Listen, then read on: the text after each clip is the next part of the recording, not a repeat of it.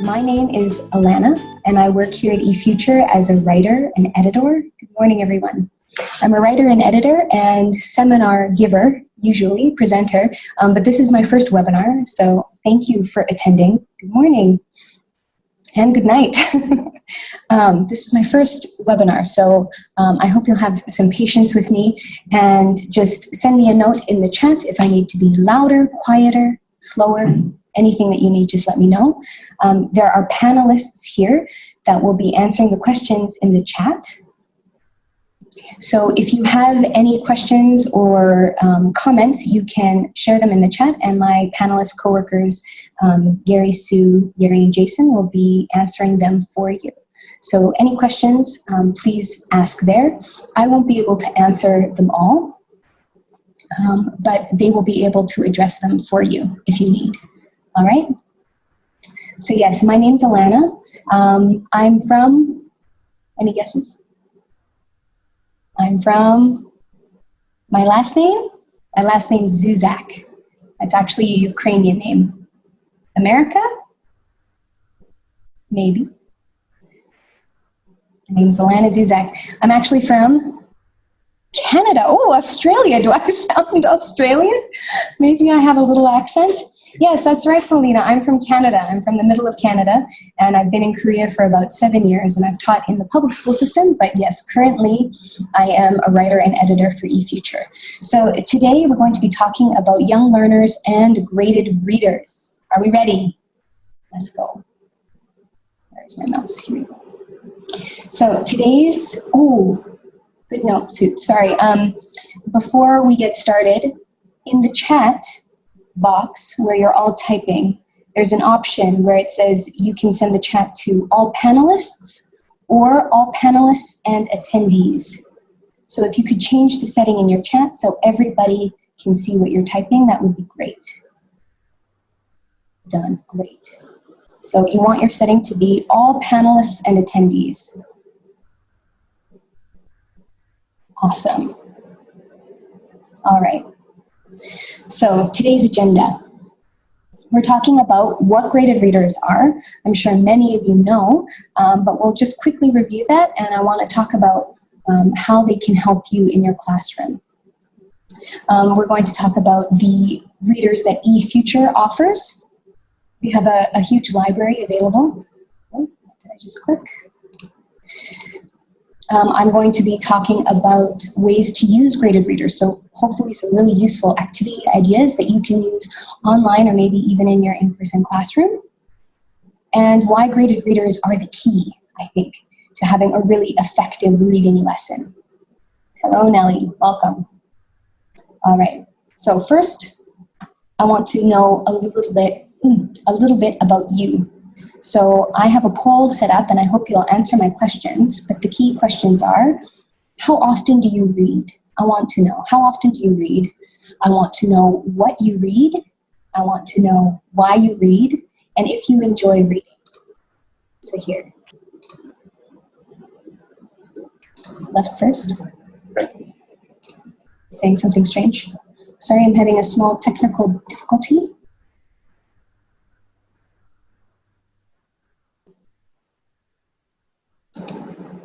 All right, so please take this poll on your reading habits. I want to know a little bit about you. I see some people read novels and they enjoy reading. Oh, they read every day. So the first question, how often do you read? You could take that poll. Twice a month? That's great. Horror books. My best friend loves horror books. Not for me, but she loves them. Hi, Israel. We're taking a poll right now. You can't see the poll?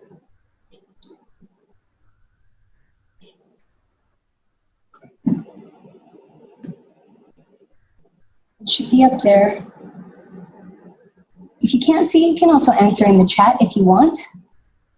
So do you read every day? Do you read once a month? Do you read novels, textbooks, social media?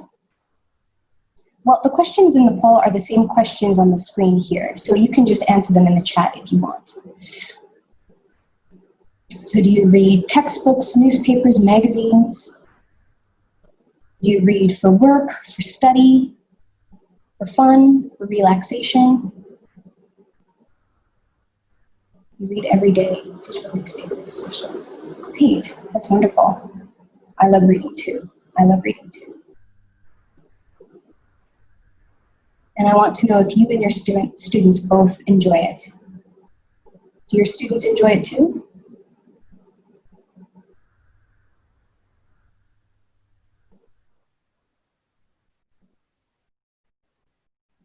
All right.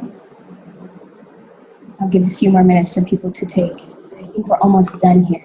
You love reading? Wonderful, me too. All right.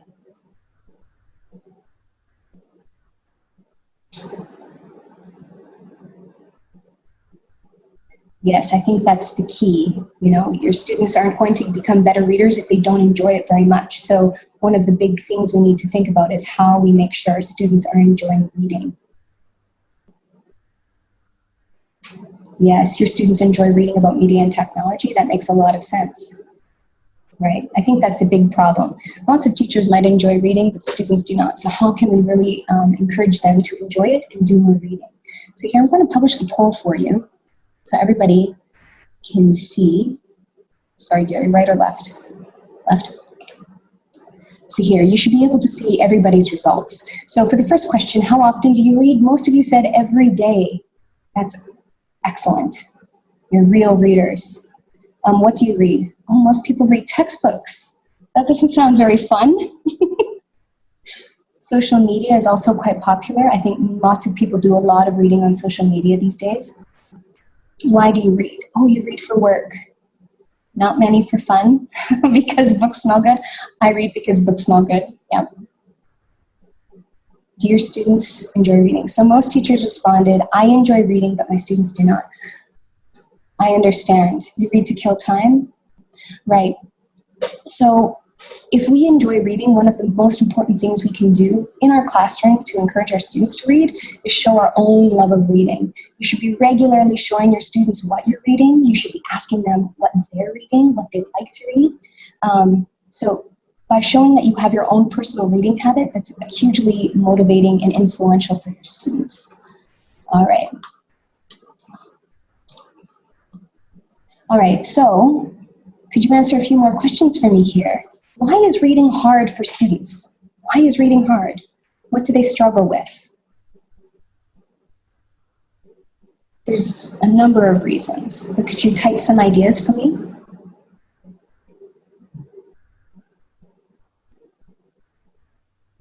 Vocabulary, that's a big one.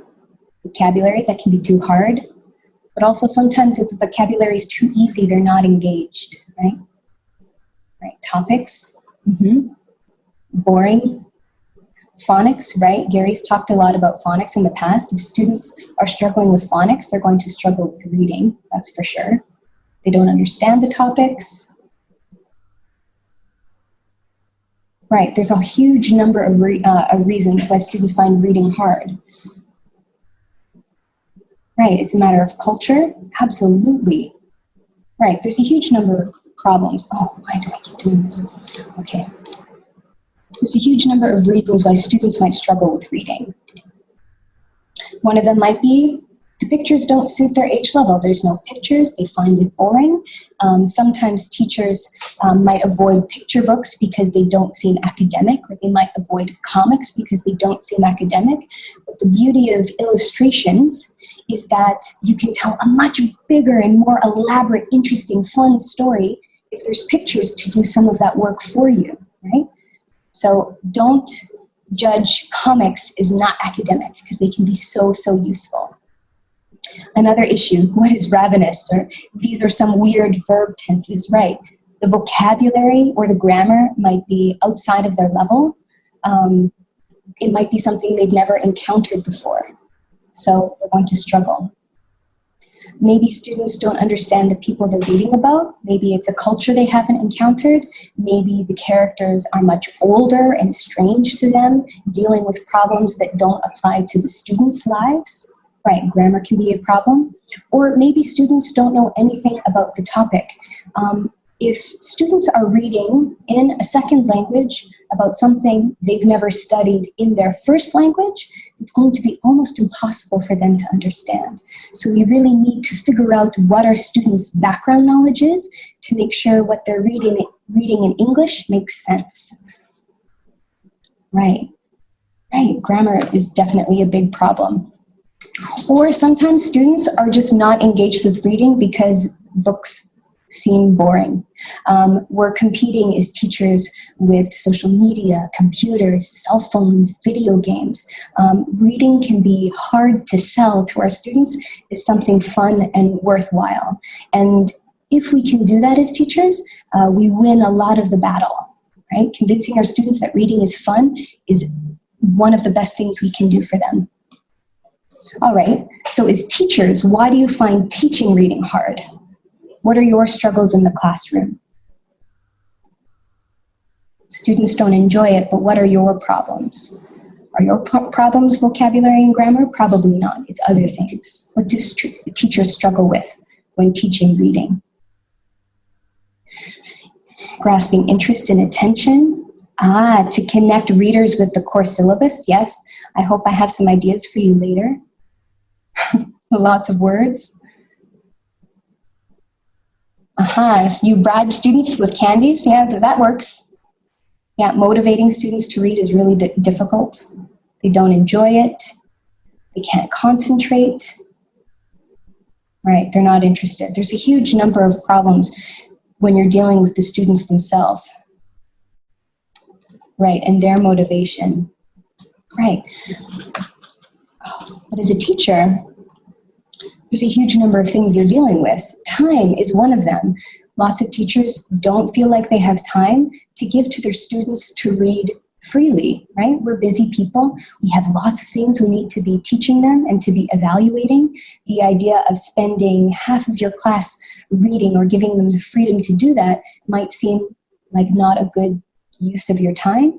But one problem in reading classes is so often we spend maybe 5 or 10 minutes reading, and then the rest of the time in that class speaking or writing or being tested, evaluating them.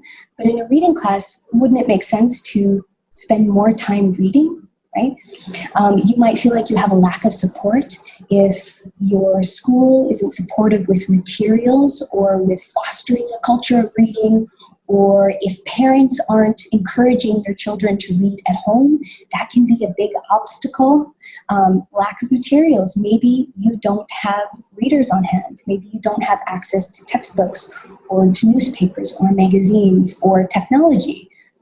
It could be a number of things.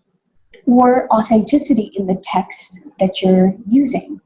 Sometimes texts that are written for second language learners have been so edited and controlled with such a strict vocabulary and strict set of grammar that the story doesn't even sound natural anymore, or it's not interesting. So finding authentic material at their level is hard. And again, levels and interests. How often do you have a classroom with a group of kids who all have the same interests and all have the same reading level? Right? It's almost impossible. It's like a class in heaven, but no, it doesn't exist here. So you're dealing with students who have different levels and different interests. And then also, because you're a teacher and you have to answer to your principal and you have to answer to parents, you're having to evaluate students. But evaluating reading can be really, really hard. So today, with what I'm going to share with you about graded readers, I hope I can help solve some of these problems for you and talk a little bit about evaluation as well. All right, so based on all of that, I think the main challenge is, do you have any guesses? What's the main challenge in teaching reading in your classroom? The biggest one? Interest, yeah, getting students to concentrate. Focus, absolutely.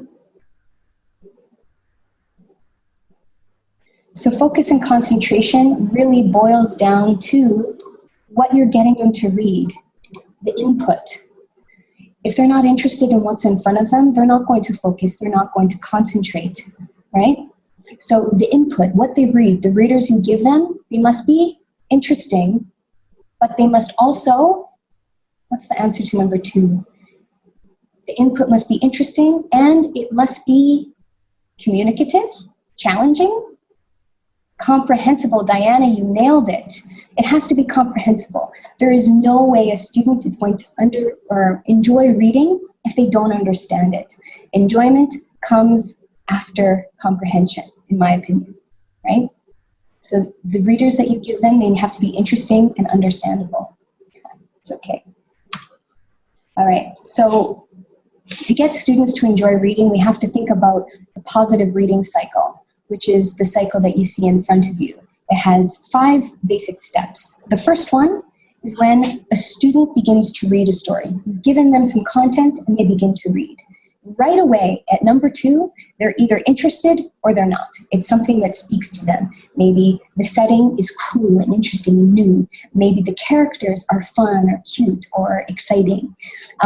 Number 3, once they've become interested in the story, they're reading. Either they understand it or they don't. So ideally, the student understands the content. They understand the vocabulary and grammar because it's been graded to suit their level. So they're interested in this story. They understand the story and they begin to feel confident with it and feel confident with reading. So we get to number 5, they've read the story, they've enjoyed it so much, maybe they pick up another book and they repeat this cycle again. So for students, the 2 key parts are number 2 and number 3. A student has to be interested and they have to understand the content. Once a student starts reading, how can teachers support interest and comprehension? Obviously, we can provide guidance with picture dictionaries, practice questions, pre-discussions. But in my opinion, we can really, support and scaffolding, absolutely. The way we support students in number 2 and 3 is by choosing the right input, right? You can't help them be interested in the story if they're not, It's better to make sure that you have an idea of what your students are interested in and you have an idea of their level so that before they even start reading, you're providing them with content that you know will suit them, right? So quickly, what is a graded reader? I'm sure most of you know, but could you give me some ideas of what a graded reader is?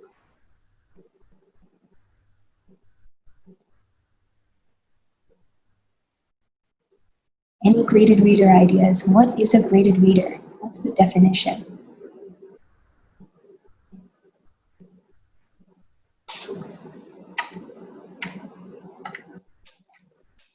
No ideas about graded readers?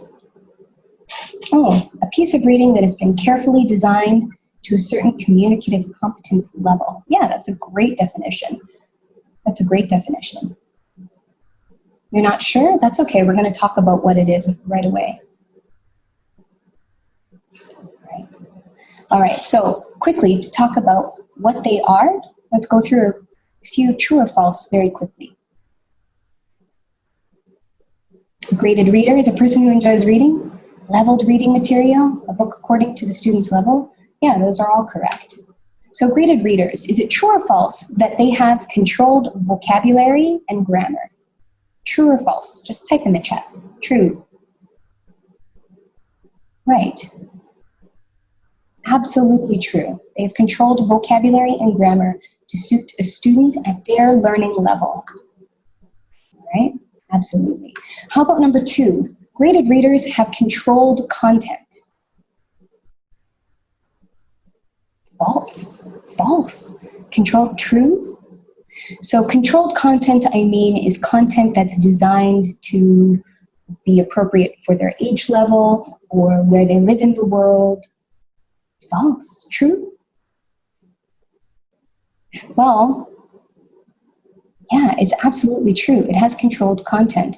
So either for young readers, that might mean fairy tales or kids magazines, anything like that. Graded readers not only have controlled vocabulary and grammar, the content is controlled to be age and theme appropriate. Controlled, would it mean designed according to the context of the class? No, that's up to you. You choose a reader that suits your class, whatever you're studying at the time. But a graded reader is designed to be enjoyable to a certain age level. So the content is controlled. Gotcha. So number 3, graded readers can be adapted stories or original stories. True or false?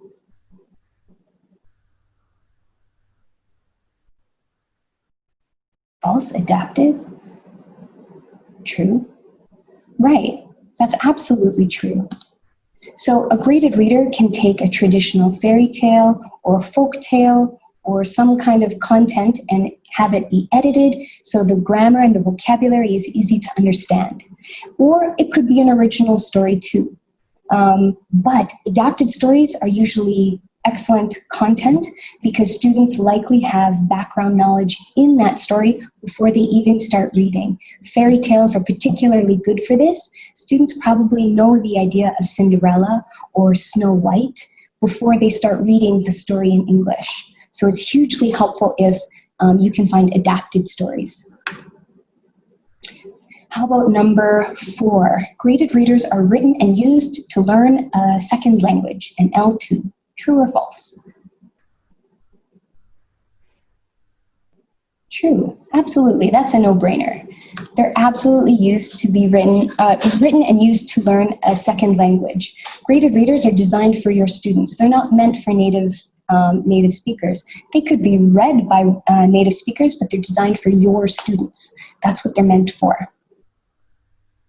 And the last one, graded readers are hard to use in class. True or false?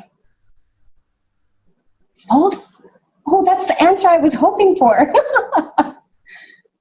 Right. I think there's a misconception amongst some teachers that graded readers aren't very useful in class. They don't know how to use them. How do you get all your children to read one reader? How do you manage a class when everybody's reading something different? Right, but if you prepare in advance and you choose good content, graded readers are absolutely not hard to use in class. They're a really wonderful tool to save you time and effort. Yeah, absolutely. So quickly, what a graded reader is? Well, a reader in itself is an original story written in English for English speakers. So for example, Alice's Adventures in Wonderland.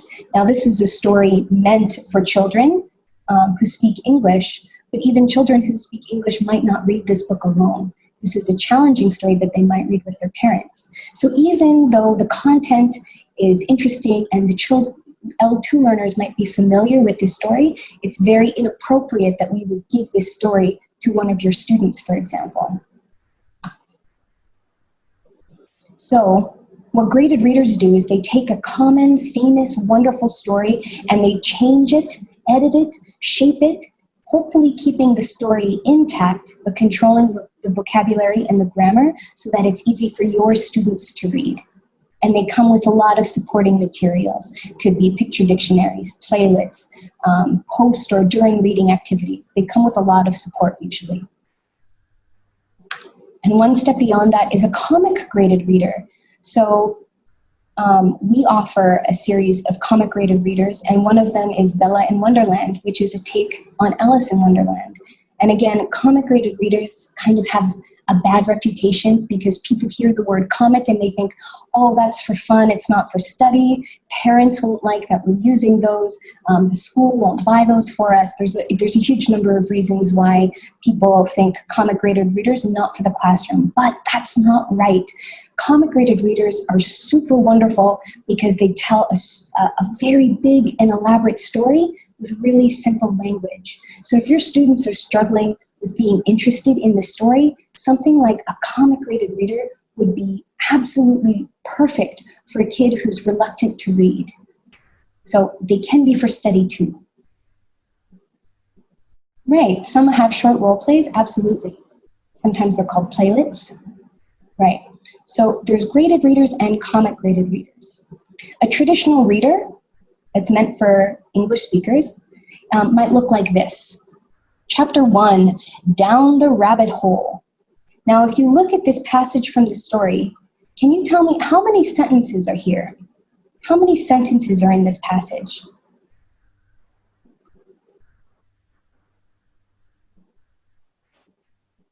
I'll give you a minute to look and search.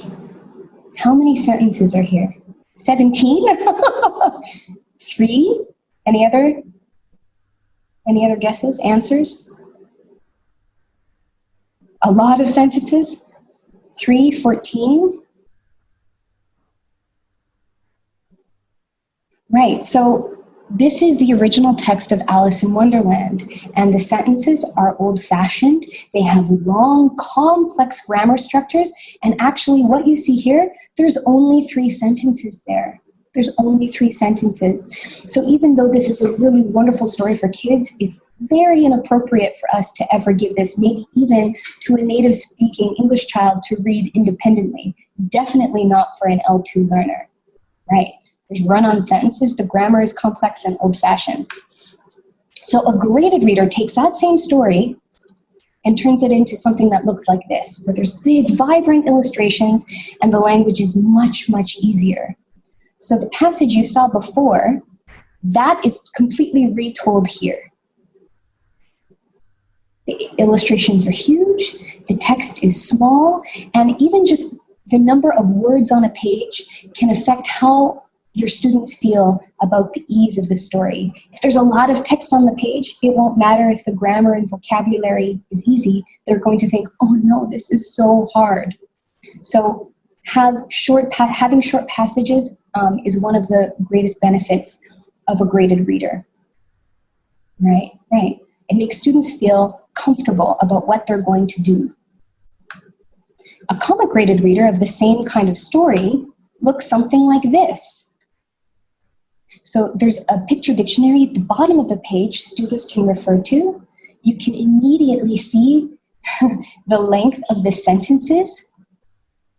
Right, so students are able to look at this whole story and understand all of these emotions and details and events by just looking at the pictures. So by the time they read the text, they have a good idea of what's going on. Their comprehension expands exponentially by by just the quality of the illustrations and how many there are.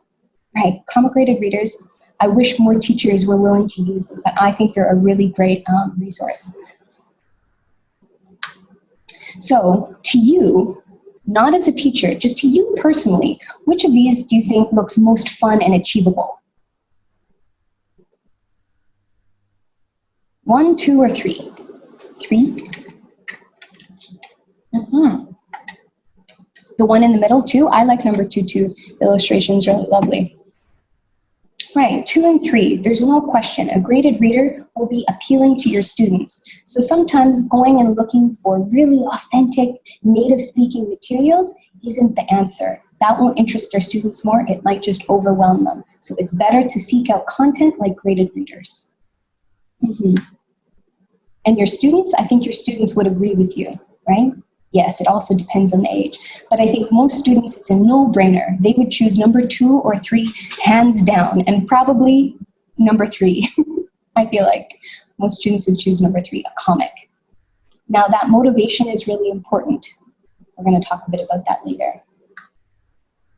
So I think you might already have an idea of how a graded reader can help you, but they can save time. They're ready to use. There's a ton of supporting materials. It's just there for you to use. And so often teachers just don't know that they're there. They're short and achievable. The text on the page is short. The story itself is short. I don't know about you, but I remember being a child and choosing stories just based on the length or the quality of the pictures. And that's no different for an L2 learner. That's how students choose books, and that's okay. So let's capitalize on their motivation and choose something short and achievable, and it'll be more enjoyable for them. Right. And graded readers are wonderful because there's something for everyone. Again, you don't have a group of students that all have the same interests. You don't have a group of students that all have the same levels. Graded readers are wonderful because they come in different levels, and there's a ton of topics you can choose from, and they can choose from too. So it's useful to you in your classroom if you're dealing with many different levels in one group. And they're also great because students are more likely to succeed. And they really enjoy having the power to choose. Students don't like being told to do things, but when you give them a choice, it changes their mindset. And the same thing is with graded readers. If you can show and share with them a set of graded readers, help them understand what level they're in, and allowing them to choose the reader will have a huge effect on their motivation. All right, so we're going to talk a bit more about these as we go along. So in your classes, I'm curious, what kind of reading materials do you currently use? Do you use textbooks? Do you use newspapers, magazines? Do any of you use graded readers? What kind of materials do you use in your reading lessons? Textbooks, mentor texts, textbooks. And I'm sure students just love textbooks, don't they? Right, textbook videos, that's good. Fairy tales, wonderful. Yeah, I think in the attendees here, we have some teachers who are teaching older students, some younger. Lots of textbooks, printables. How do you feel about textbooks when someone hands you a novel versus a textbook? How does that make you feel, right? Most people would choose the novel, and our students are the same. You know, reading from textbooks can be great for evaluation and questions and answers, but not very useful when we're trying to motivate students to enjoy reading and read more.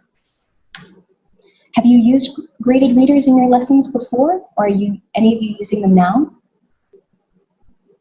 I don't think I saw any graded readers. Okay, some of you are.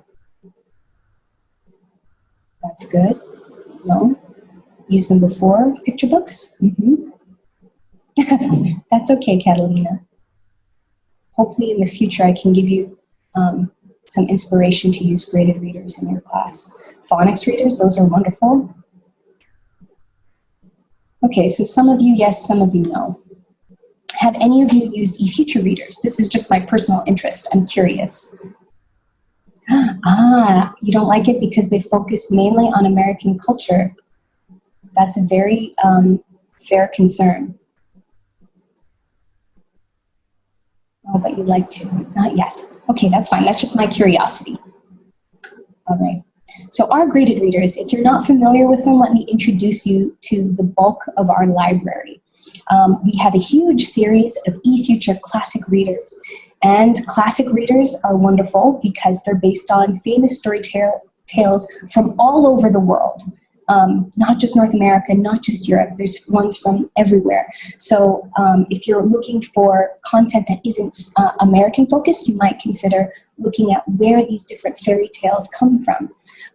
They come in a variety of levels. We also have 3 series of comic readers, comic graded readers, which are really wonderful. The first one is Vera, the alien hunter. She's a super determined, brave, smart, spunky girl who goes on a ton of adventures. She's just a really great character. I love reading them. School Adventures and Magic Adventures are also 2 related series with a similar cast of characters. Also super fun to read. And the comic readers, because teachers are a little nervous to use them in their class, we thought about that and we've created a huge amount of content for teachers to use with the comic readers. Yeah, they're great. So today, with the activities I'm going to share with you, very soon, I'm taking way too long, I'm sorry.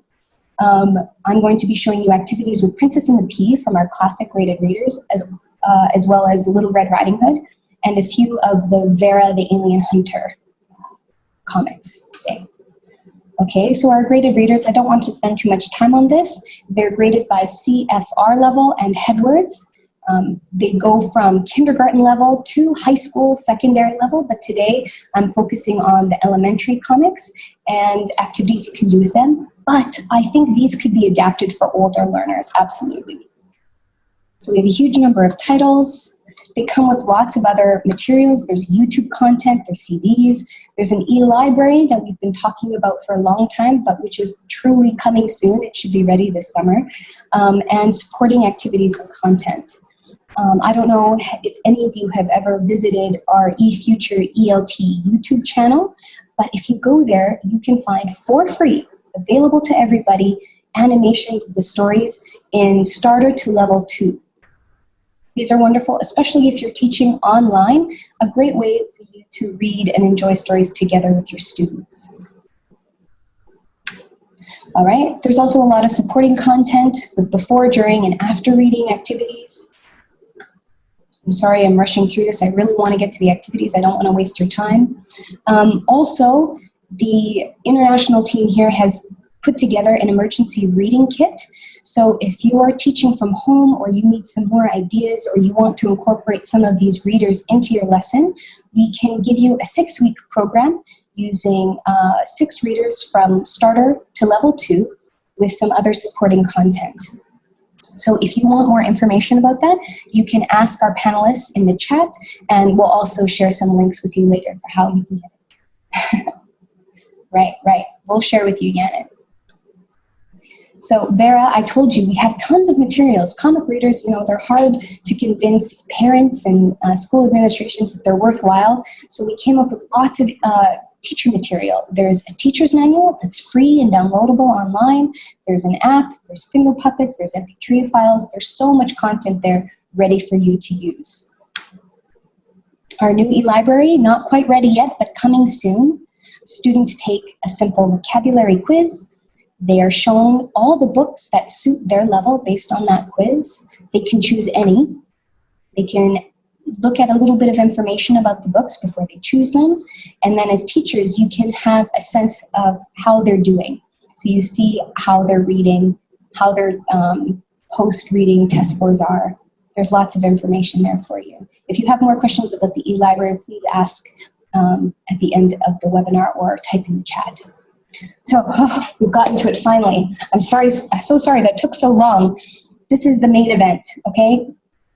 Graded readers, they're great, but how do you use them? I'm here to give you some ideas. I've got 4 ideas for you. I hope they're simple and fun and that you want to incorporate them into your lessons. Okay, so when you're choosing an activity, there's a few things you want to think about. Ideally, in the best case scenario, in a reading lesson, we want kids to spend more time reading. A reading lesson where they only spend 10 minutes reading and 30 minutes doing comprehension or tests, it doesn't make sense. We should be allowing our students to have more time to read in the lesson.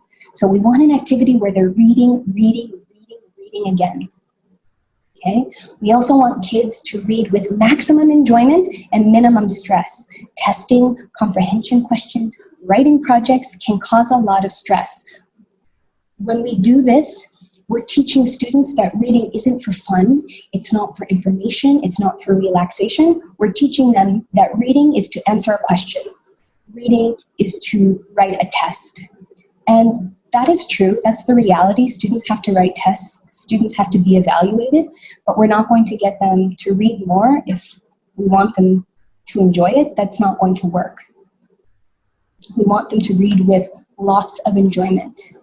And because we're teachers and we still have to assess them, we want an activity that allows us to quietly assess how they're reading without causing the stress of an actual test.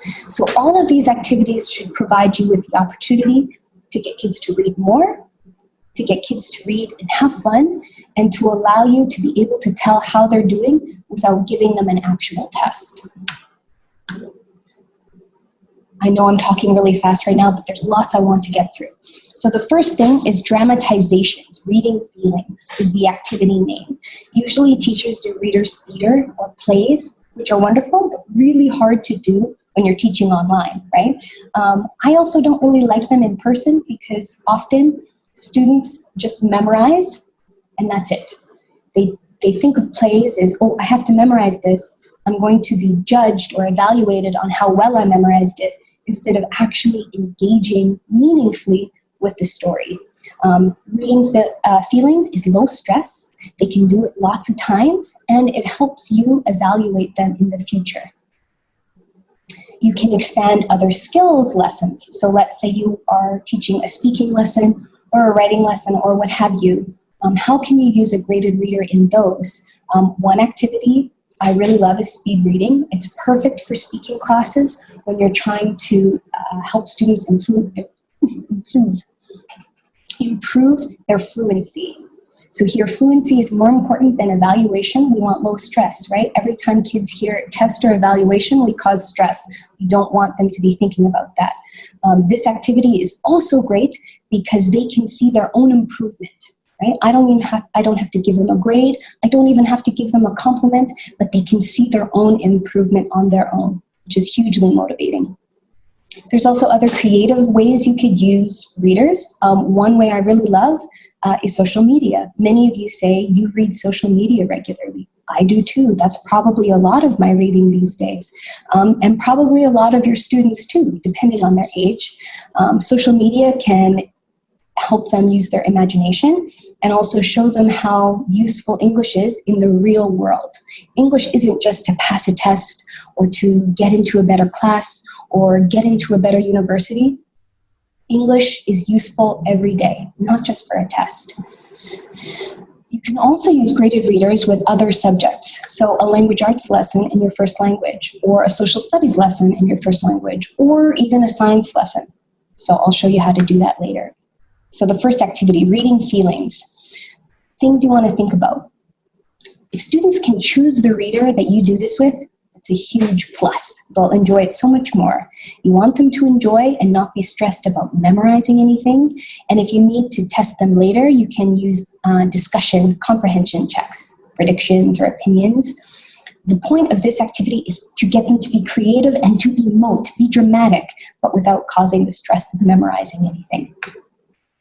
So you can do reading feelings with a traditional playlet in like a classic reader. There's a playlet at the end. You could use this, or you could just use the text of the book.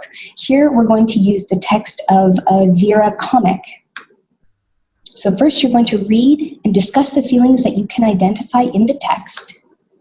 Then you're going to secretly choose a feeling and read again, and you want your students to guess what feeling you're reading with. It's a really fun, silly activity.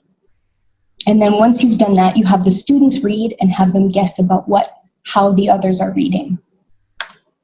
All right?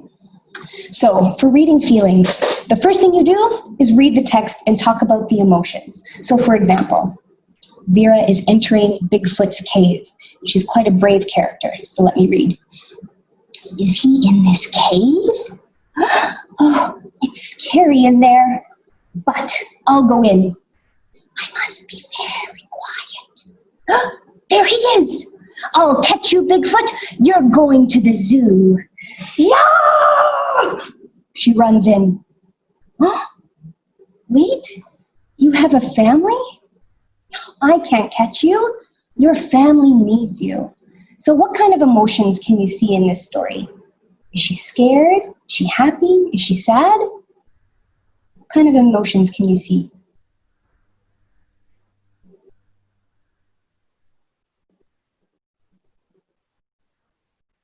Yeah, you can see she's happy at the end. She's definitely happy. She's scared. Oh, it's scary in there, but I'll go in. She's totally brave and curious. Absolutely. So you talk about these emotions in the story with your students. You can go over them. If your students are low level, it's best to stick to something like happy, angry, sad, or sick. But if you go to a higher level student, you could talk about feelings like determination or embarrassment.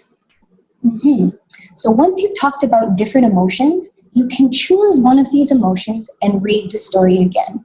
So I'm going to do this. I'm going to read with one of these emotions, and I want you to guess which one it is. All right? Are you ready? Okay. Is he in this cave? Oh, it's scary in there, but I'll go in. I must be very quiet. Oh, there he is. Yeah. Wait, you have a family. I can't catch you. Your family needs you. So clearly I was reading sleepy, lazy. That's a good guess. So you get your students to read the passage over and over again using different emotions while the other students guess what emotions they are. This is really great because students are actively engaged in either reading or listening carefully, and everybody has the opportunity to read many times. So you can do this online, obviously. You could use students' microphones to do this. You could do this as a class, as a group, using big emotion cards if you're in person. Or let's say you have students with many different levels and interests, well, you can put them in groups. The groups can choose their own reader, and you could give them smaller cards, emotion cards, and have them do the same activity themselves. But the point is that they're reading over and over and over again. It's such good practice. Right, I really love this activity. It's super fun, and the kids don't get stressed out about memorizing or performing.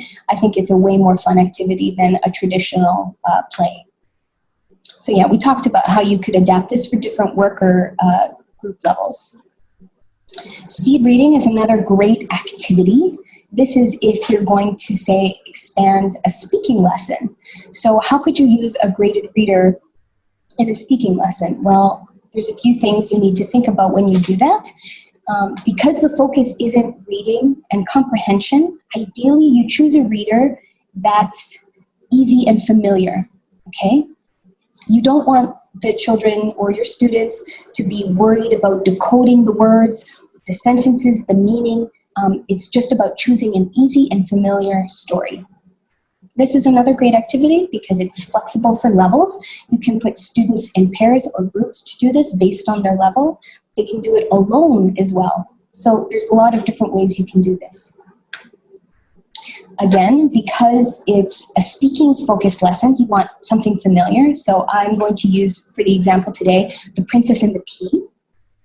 What students do is they read a passage or they read part of the story and they time themselves. So they either record how long it takes them to read the passage, or they time themselves for a set period of time, like 20 seconds, and then you count how many words they were able to read. So you do this many times, and usually the first time a student reads, the speed is okay. They read many words or they were able to read quite quickly. But then the second time, they're able to do it faster. And the third time, they can do it better and faster. So students record their times or the number of words, and they really see how they're improving themselves. I don't have to do anything to show that they're getting better, right? So I like to do this in partners where one student is reading and the other is timing. Then when they're finished reading, they switch roles and they do it again, and they switch back and forth until both students have read the passage 2, 3, 4, 5 times. You can do this for as long as you want. And you just get them to focus on the difference in the times, which is they can see their own improvement really easily. When I'm doing this in class with them, I create a simple worksheet with a passage from the story, something that looks like this, not very fancy, and I just show how many words are in each section. So here the total is 71 words. So students can time themselves and count the number of words they read in that time. But because I want to model this activity, but you guys aren't students, you're teachers, I think we need slightly more difficult content. So I want to try this with you. I want to try this with you online. Let's see if we can do it. So you're all professional readers, I'm sure. And so I've taken some Princess and the Pea information from Wikipedia. And I'm going to give you a countdown, ready, set, go. And I want you to read and see how many words you can read in 20 seconds. All right, absolutely. You can get this PPT and I'll post these activity worksheets at the end. So, are you ready to read? Can I see some readies in the chat? Just to make sure that you are? Ready to read? Okay. So, I'm going to say, ready, set, go.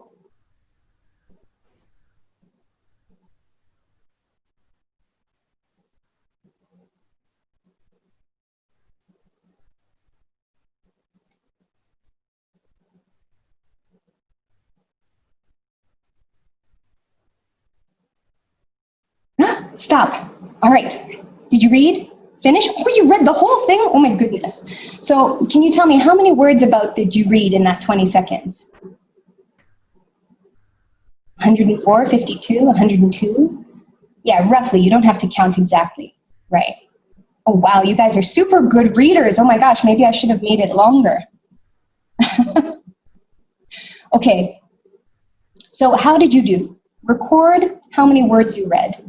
Now we're going to do it again, and I want you to see if you can, how many you read the next time. Okay, so we're going to do it one more time. Okay, ready? Ready to read? Set? Go.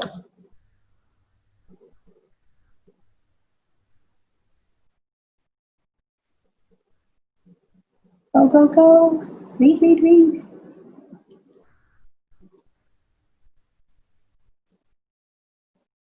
Time is almost up. Stop. Stop. You done reading? Wonderful. How many words did you read this time? Wonderful.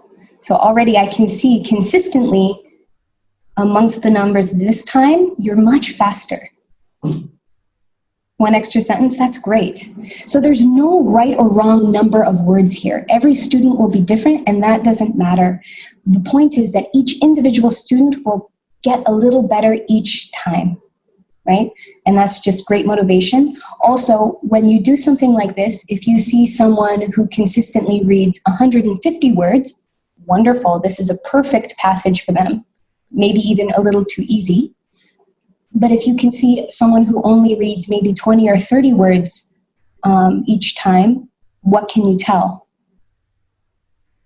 What can we learn about our students? We can probably tell that the passage is far too hard. Maybe we've grouped them in a group with a reader that's too difficult for them. We've overestimated their reading abilities, so maybe we need to go back and work on some basic phonics or other basic reading skills. Or just choose an easier reader next time for them. Right. Okay. Thank you for participating. And now here, I think social media is a really great activity because you use it, I use it, we all use it. It's a part of everyday life, and it really shows how useful English can be. We use it to communicate with people all over the world, and it's authentic. When you text, or when you send messages, or when you type in this chat, are you typing with perfect spelling, with perfect grammar, punctuation? No, you're not, and that's okay. It doesn't matter. I understand. You're using the English you know, and we're communicating. It's not important that it's perfect, right? You get kids to be creative and think about communication. And with social media, you can expand this to talk about empathy with people in other parts of the world, or even internet safety awareness, teaching your kids how to use the internet safely. So there's lots of things you can talk about with social media. The activities I'm going to show you with the graded reader today use the social media platform Kakao Talk. I don't know if you're familiar with it, but it's the most popular chat service in Korea. There's also a social media aspect to it. You can have profiles, there are timelines, there's lots of things you can do with Kakao Talk. All right, so the activity today I'm going to model, you would do with Little Red Cape, which is Little Red Riding Hood. So with a social media project and a reader, you can get students to do character studies through social media profiles. Get students to create a social media profile for a character in the story. You can also get them to create story timelines. Social media is very time-based. You know, you usually see the newest posts first. So you can use that idea to get students to show their comprehension through a story timeline. You can get students to be super creative by imagining conversations between characters. There's no right or wrong answer to this kind of activity, but they're being creative and using what they know about the story. So you can tell if they understood the story or not by the nature of the conversations they might create. And before I go any further, I just want to make sure that you know Little Red Riding Hood. Do you know this story? Yes, absolutely. You can have my presentation after. Absolutely. Okay, I just want to make sure that people know this story. Little Red Riding Hood, grandmother's sick. She goes to the woods, walking to her grandmother's house, right? And the big bad wolf, she meets him, he eats the grandmother, and the woodcutter saves them at the end. We don't have much time, so I'm going to just assume that most of you have a good understanding of this story. So here is a social media profile from Kakao Talk. There's space for a background picture, a profile picture, a name, a phone number. So you can allow students to use a worksheet like this to create a character study. You can let them choose any character, or you can assign them a character if you don't want to give them total freedom, or you want a way to compare and evaluate them more easily. So students create a profile, and you could get them to write words and quotes. Lots of people love to use quotes as their background photos on social media, so they could write something, or if they're lower level, you could just get them to use art and design to express what they know about this character. So Little Red Riding Hood might have a beautiful picture of the woods in the background, or a picture of her and her grandmother together baking cookies. It could be anything. There's no right or wrong answer. They're just showing how they understand it. With timelines, social media is very much time-based. You can do a similar idea where, let's say, Little Red Riding Hood is posting on social media during the story. Oh, here we go. So you can assign a character again, or you can give them the freedom to choose the social media timeline that they make for any character.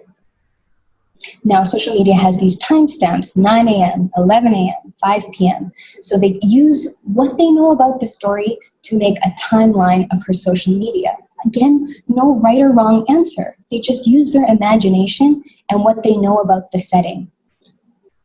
So, for example, we saw earlier, I'm going to grandmother's house today at 9 a.m. Little Red Riding Hood messages her followers. And then at 11 a.m., we can see, oh, she's in the woods. She's posting, oh, I love the woods. Now, the next time we see her post is at 5 p.m. What could she be posting about at the end of the day? Any ideas? There's no right or wrong answer. She could be posting, thank you, woodcutter, for saving our lives. Oh, I hate that wolf. I'm so glad grandmother and I are safe. There's a huge number of things she could post. I'm alive. Yes, that's a good one. Again, there's no right or wrong answer. And because it's social media, the grammar and the vocabulary and the spelling doesn't have to be perfect, because that's real English. Real English isn't perfect. So this is about children showing their comprehension without making them feel like they're being tested.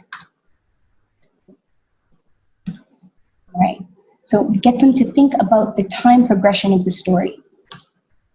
Another thing you could do, oh, we're almost out of time, I'm so sorry, I want to do one more thing with you, is a conversation. So if you're getting children to practice conversational language, you could get them to make an imagined conversation between two characters. Again, no right or wrong answer, just creative and using what they know about the story. And again, the way we type, the way we text each other isn't perfect. Nobody uses perfect grammar, punctuation, and spelling. So this is about fun more than evaluation. So, for example, you could have Little Red Riding Hood texting her mom. She might say, I'm almost there, Mom. Mom might say, be careful in the woods. Little Red might say, oh, you're right, Mom, I'll be careful. You know, there could be any kind of conversation based on what students have read in the story. Or you could imagine Little Red Riding Hood having a conversation with the woodcutter who saved her after the story's events. No right or wrong answer there. They're just using what they know and they're engaging with the story more deeply. They might even imagine a texting conversation with the wolf. You know, it could be fantastic, unbelievable, really imaginative conversations. Or you can really rein students in and give them a structure. So let's say in my class, I was talking about giving people advice for health problems. Like, oh, I have a stomach ache, I have a cough, I have a sore throat, take some medicine, drink warm water. Let's say Little Red Riding Hood is texting her grandmother that day, and she asks Grandma, "How do you feel?" And Grandma says, "Oh, I have a sore throat." What's something that Little Red could text back to her grandmother? Could be anything like, "I'm so sorry, grandmother. Drink some warm water, take some medicine, let's go to the doctor." But they can use all of the language that you've been teaching in your regular English lessons. So I really love social media because no right or wrong answers, super creative, and you're still able to evaluate how well students understand the activity, or the story, sorry. So we have completely run out of time. I mismanaged terribly. We have a little bit more information. If you want the content that you see here that I'm rushing through, we can send you the PPT, absolutely no problem. So why is reusing readers worthwhile? It's because students and teachers are more likely to succeed, and success is super motivating. Everybody likes to do something they feel like they're good at, right? So there's another few things that you could do in your classroom. Reading can be a reward in your classroom. If you don't have time to be doing activities, when students maybe finish their homework early or do really well on a test or behave really well, give them the freedom to go read a book. You can just treat reading as a reward. And again, getting kids to be better readers is a long process, so just be easy on yourself and have reasonable expectations and be open-minded, right? Try a new activity, try a new reader. So here's some contact information. If you want to contact us or learn more about us, you can visit our website there. You can email us at our general inquiry address, or you can email me personally, but we'll be sharing this PPT, so don't worry. You'll absolutely have access to this PowerPoint presentation. If you have more questions about our materials, what we have to offer, you can email the distributor in the country where you're from. They're all listed here. Or if you're outside of those areas, you can just email us everywhere else at inquiry@elt.com. You're so very welcome. I'm so sorry we didn't have enough time for activities today. Also, if you are interested in having a certificate that says you attended this webinar, you can contact these people for that certificate. And just a shout out to our next presenter, the expert on extensive reading. His name is Rob Waring. He's worked with us for many years, and he's just great. So please tune in on July 8th if you're interested in learning more about extensive reading. You're so very welcome. And there's a ton more ways you can contact us or get in touch. We're on Facebook, we're on YouTube. You can email us if you want to learn more about eSmart Class or any of our other products. Just go to our website. All right, I'm so sorry we went over time today. I'll be here for another few minutes if you have any questions at all. You're so very welcome. Thank you for attending. And thank you for participating so nicely. Thank you. Thank you.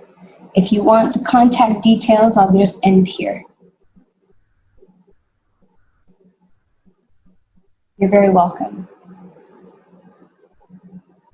I hope you will consider using some of these activities and just more graded readers in general in your classroom. You're so very welcome.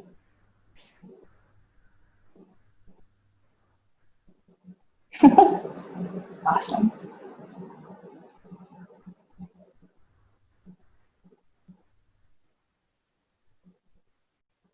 No problem.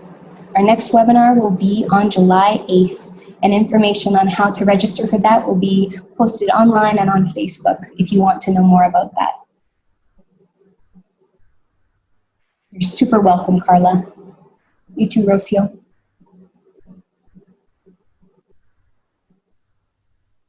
All right, I hope you guys get to go eat breakfast or dinner or go to bed or whatever it is you need to do.